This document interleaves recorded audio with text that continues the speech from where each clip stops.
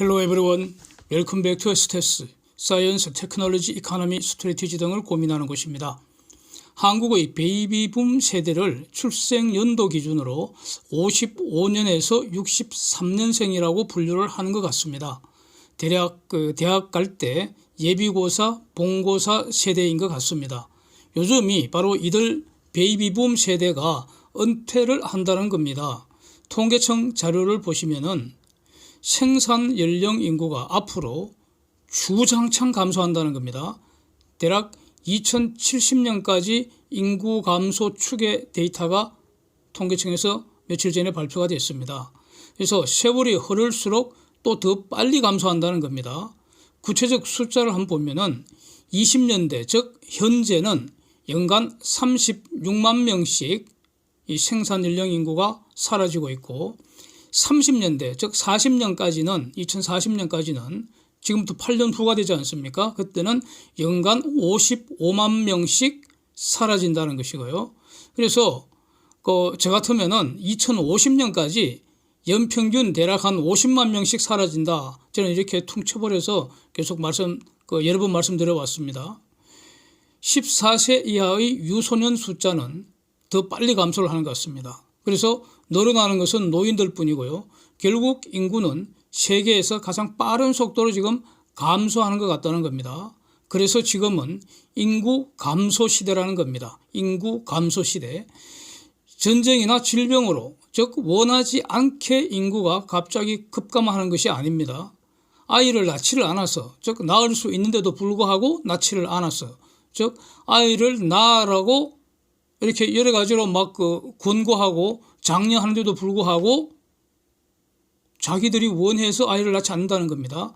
이렇게 해서 장기간 서서히 인구가 감소하는 이런 경우 이거 인류 역사상 처음 경험하는 거 아닌가 이렇게 생각이 됩니다. 과연 인구 감소 시대에 무엇이 달라지는가 이걸 앞으로 상당 기간 동안 어떤 의문이 해소될 때까지 한번 고민을 해보려고 합니다. 그래서 같이 생각해 보시고 무엇이 달라질지 저도 좀 가르쳐 주시면 정말 감사하겠습니다. 보이지 않는 변화가 있는데 그 전제가 되는 것 바로 사람들의 생각이 달라지는 거 아닌가 여기서부터 시작해야 되지 않을까 싶습니다. 결혼의 가장 큰 이유가 뭐겠습니까? 저는 아이 낳아서 키우는 거라고 생각합니다. 결혼해도 애를 낳지 않는다면 굳이 결혼할 필요가 없다고 보고요. 오히려 결혼이 불편할 것 같습니다. 결혼은 피차 강한 구속이지 않습니까? 그래서 아이를 낳고 기르지 않겠다면 남자는 굳이 마누라가 필요 없는 것이고요. 여자는 굳이 남편이 필요 없다고 생각합니다. 남자는 필요할 때 여자 있으면 되는 거고요. 여자도 필요할 때 남자 있으면 되는 거 아닙니까? 굳이 결혼할 필요 없다. 이렇게 생각하는 사람들이 점점 더 늘어나는 것 같다 이겁니다. 생각이 다르면 행동도 달라지잖아요. 그리고 많은 것이 달라집니다. 즉 앞으로는 모든 것이 적어도 많은 것이 달라진다 이겁니다. 이미 변화는 진행 중인 것 같습니다.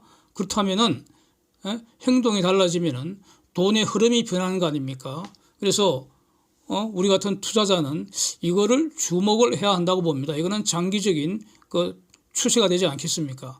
그래서 하여튼 저는 개인적으로 결혼해서 아이를 많이 낳아서 아이들을 잘 기르는 것이 투자 최고 중에 최고의 투자, 최고의 투자 중에 투자 이렇게 생각합니다. 그런데 요즘 세상은 이와 반대로 변해가고 있다 이겁니다. 통계청 자료 이제 구체적으로 좀 더 한번 보면은 생산 연령 인구 이걸 15세에서 64세로 이렇게 분류를 하는데 가령 2030년에는 한국의 생산 연령 인구가 3,221만 명 된다고 하고요. 이 중에서 이제 요 3,221만 명, 즉 15세에서 64세 요 인구 중에서 25에서 49세 요 사이를 그냥 장년층 이렇게 이름 붙여보죠. 장년층. 그게 1,576만 명이고 청년층, 즉 15세에서 24세까지 요게 443만 명 되고요. 이제 65세 이상 노년층이 1,202만 명 이렇게 된다는 겁니다. 노년층이라는 것은 50세에서 65세, 64세까지입니다. 노년층은 여기서 말하는 생산 연령 인구를 세분할 때 노년층이 50세에서 64세까지가 1202만 명 이렇다는 겁니다. 이게 2040년이 되면은 표 보시면 되는데, 그래서 이 숫자가 기본적으로 전부 다 줄어든다는 겁니다.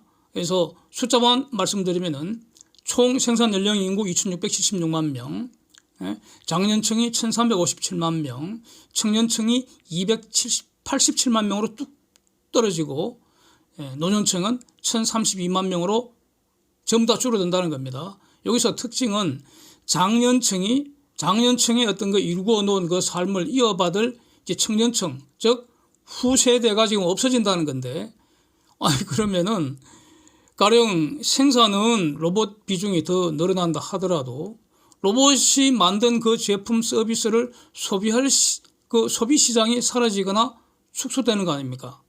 그래서 해외 시장을 찾지 못하면 결국 생산 시장도 사라질 수밖에 없다, 뭐 이런 거 아닙니까? 문 닫아야 한다는 말 아닙니까, 이거?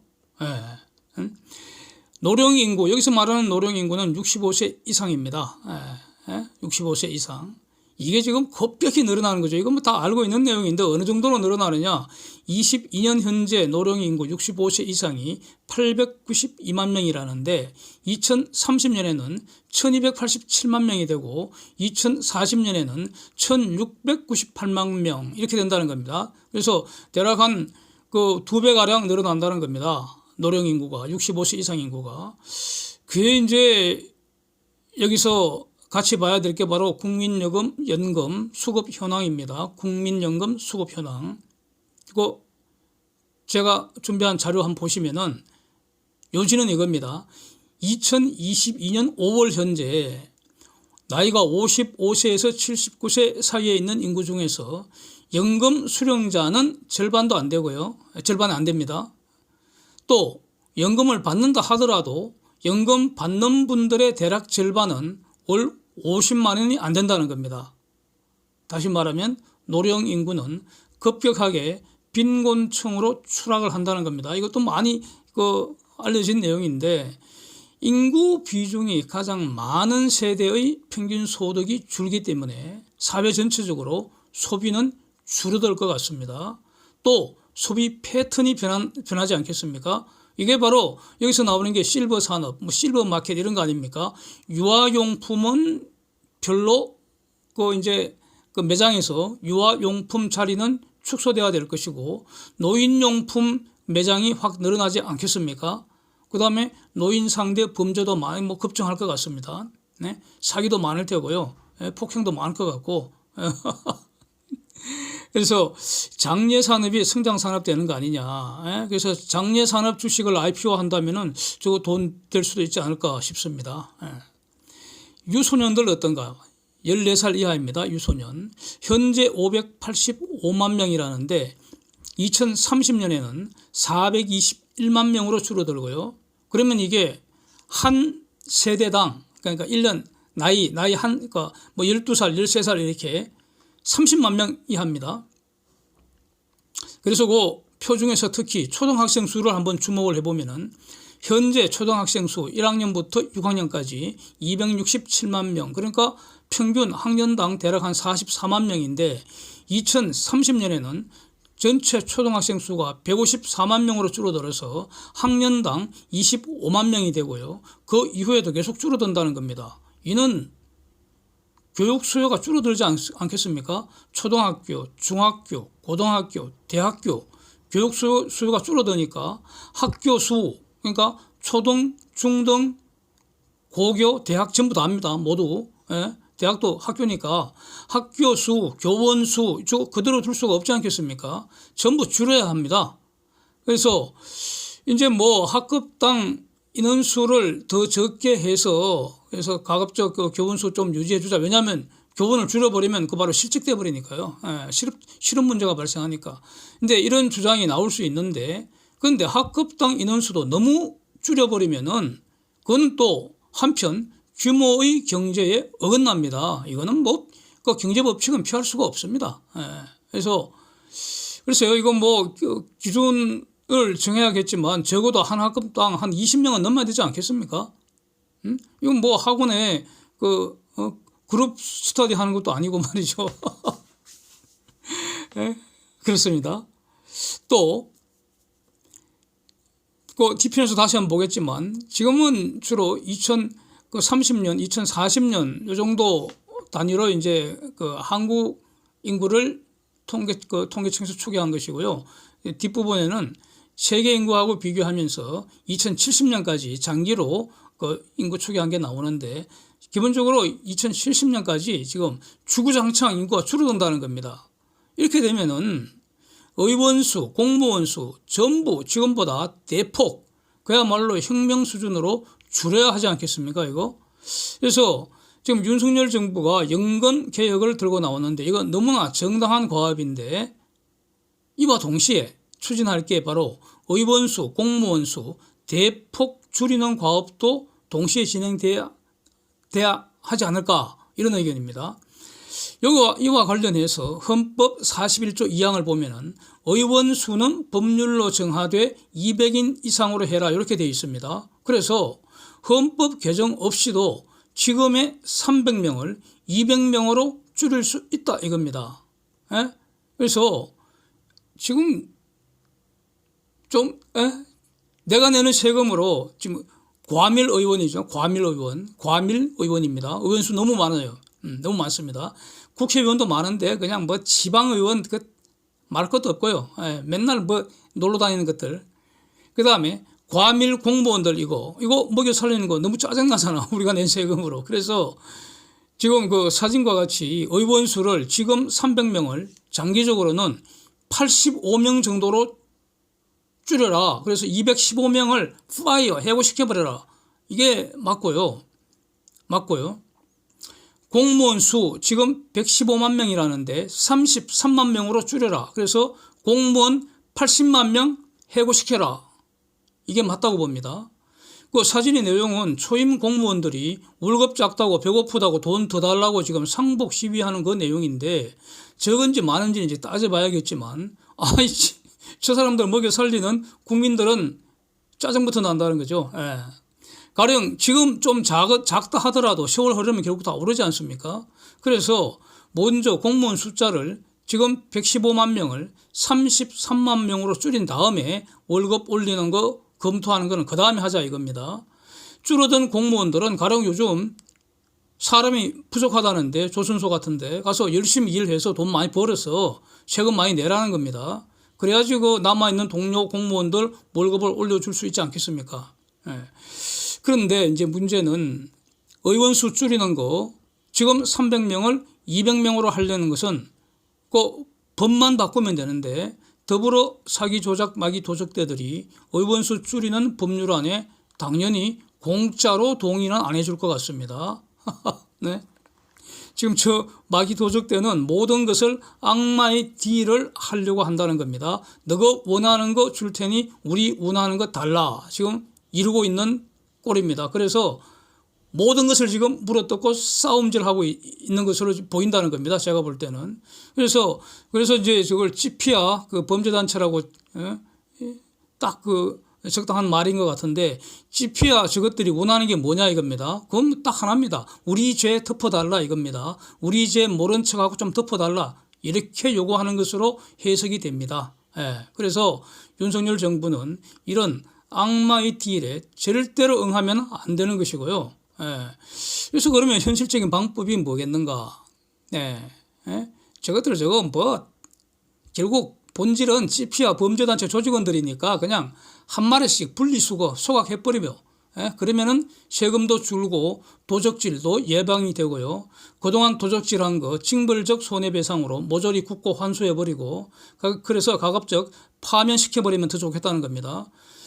그래서 지금부터 의원수 200으로 줄이는 거 입법안에 찬성 안 하는 것들은 누구를 막론하고 비록 국힘이라 하더라도 누구를 막론하고 모조리 낙선시키는 국민운동이 들불처럼 일어난다면 이건 거의 분명히 가능하지 싶습니다.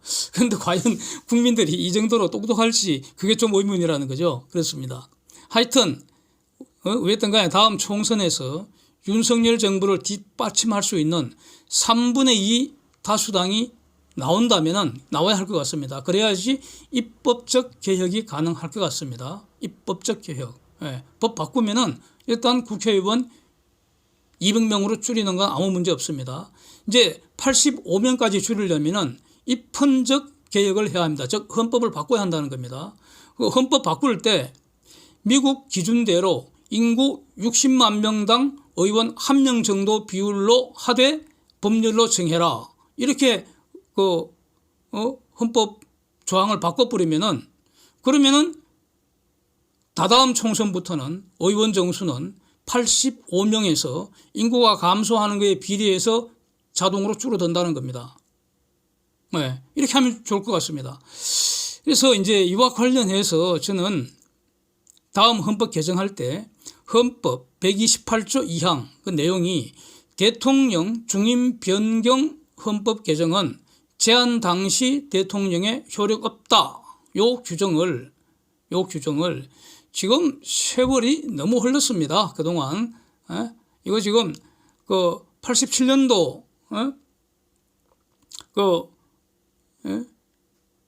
자유민주혁명으로 지금 쟁취한 아주 자랑스러운 헌법인데 그동안 이 조항이 헌법을 지키는데 이제 많이 기여를 했고 지금 먼 세월이 다 지났다는 겁니다.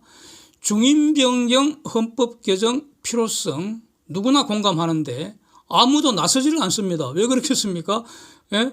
그 변경한 지는 적용이 안 되니까 남 좋은 일 시키니까 현직 대통령이 적극적으로 나서지를 않는다는 겁니다. 그래서 저는 그렇습니다. 개인적인 의견은 충신 윤석열 대통령이 정말로 잘한다면 한 번 더 하는 것이 유익하지 않습니까? 아무 문제 없다고 봅니다. 그래서 위 헌법 128조 2항 자체를 폐기하면서 제한 당시 대통령부터 중임할 수 있다는 국민투표 해버리면 되잖아요.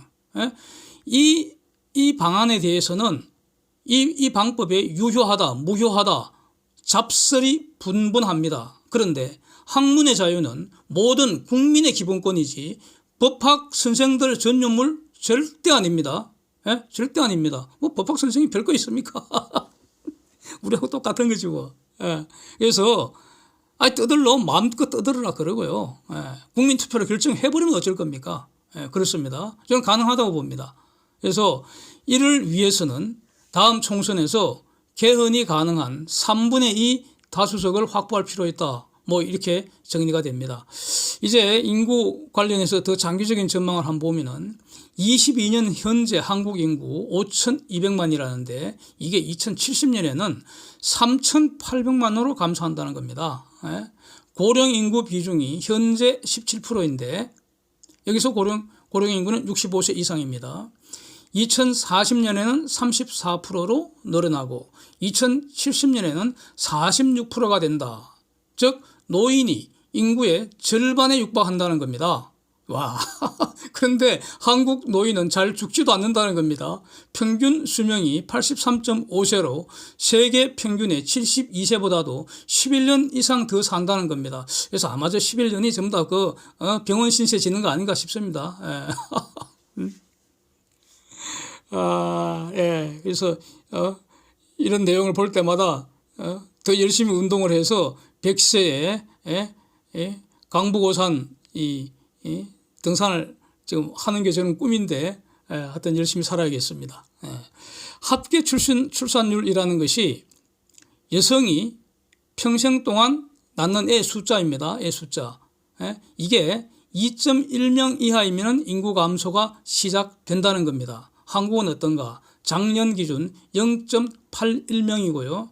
이게 세계 1등이라는 겁니다. 그래서 세계에서 애를 가장 안 낳는 한국 여자라는 겁니다. 그래서 가급적 한국 여자하고는 결혼을 해서는 안 될 것 같습니다. 이거. 지금 그 세계 평균 합계 출산율은 2.32명입니다. 결혼을 하더라도 한국 여자하고만 결혼 안 하면 될 것 같습니다. 그런데 한국 여성의 평균 폐경 나이가 49세랍니다. 이거는 고려대 안암병원 자료에서 본 겁니다. 그래서 이건 뭐 아무리 늦게 애를 낳는다 하더라도 40 넘어가면은 임신, 출산 이런 거 곤란하지 않겠습니까? 그리고 지금 그 교육과정 다 마치고 이런 거 딱 고려하면은 한 25세부터 정상적인 임신, 출산 가능하다고 본다면은 여성의 일생 중 출산 기간 고작 15년 정도입니다. 15년. 그래서 인생의 가장 소중한 시기를 가장 소중한 걸 위해서 이제 투자를 해야 하는데 소중한 것이 무엇인지 이 가치 판단 방법이 지금 달라지고 있다는 겁니다. 그래서 요즘 젊은이들을 볼 때는 자아실현이라는 명목으로 그냥 놀면서 지 하고 싶은 거 다 하면서 그 인생을 허비하는 거 아니냐. 어? 조금 그렇게 보인다는 겁니다. 예, 그래서 저는 기본적으로 그렇습니다. 예, 결혼해서 가급적 자녀를 많이 낳아서 잘 키우는 거 그게 최고의 투자라고 저는 이렇게 정리를 하고 있습니다. Thanks for watching. See you next time.